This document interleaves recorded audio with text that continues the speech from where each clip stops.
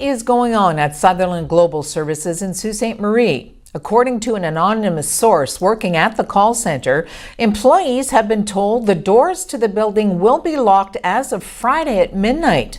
The source indicates that most employees have been told the company is reverting to a work-at-home program.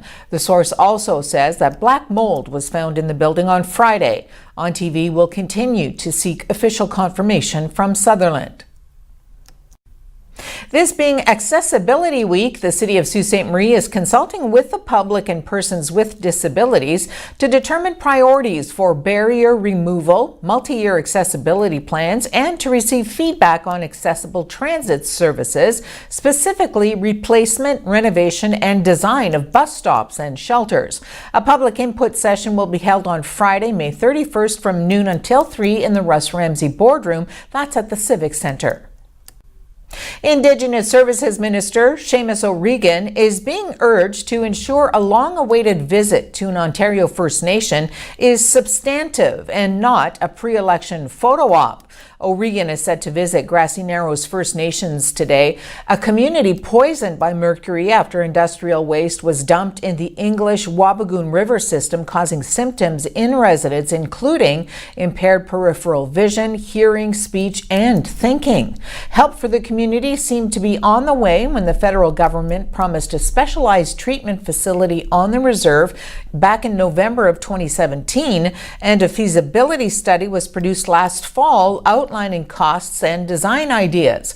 But Grassy Narrows Chief Rudy Turtle has said there's been little action on the project since then. The federal government has issued a media advisory ahead of O'Regan's visit, indicating it plans to sign a memorandum of agreement with the community, a document that is not legally binding. The Senate has passed a Liberal government bill expanding the scope of background checks on those who want to acquire guns. Questions about an applicant's history will cover their entire lifetime now instead of just the 5 years immediately preceding the license application. The bill also forces gun retailers to keep records of firearms inventory and sales and requires the purchaser of a hunting rifle or shotgun to present a firearms license, while the seller will have to ensure its validity. The legislation has been criticized by gun control advocates as too weak, while some firearms owners have called the bill an attempt to revive the long gun registry the Conservatives ended in 2012. Air Canada says airport systems, check-in and call centers are beginning to come back online after an outage affected flights throughout the country. Spokesperson Peter Fitzpatrick says the airline still expects flight delays and cancellations, but it is trying to accommodate as many customers as possible. He adds some affected customers will be put on flights today. Toronto Pearson International Airport, as well as the airports in Calgary and Vancouver, say they are working to support Air Canada. At the peak of the system-wide outage, the Toronto Airport's website showed delays of more than 24 Air Canada flights. Fitzpatrick says customers should check their flight status on their local airport websites or sites like FlightAware.com. If elected Prime Minister, Conservative leader Andrew Scheer says he would put an end to illegal border crossings in Canada.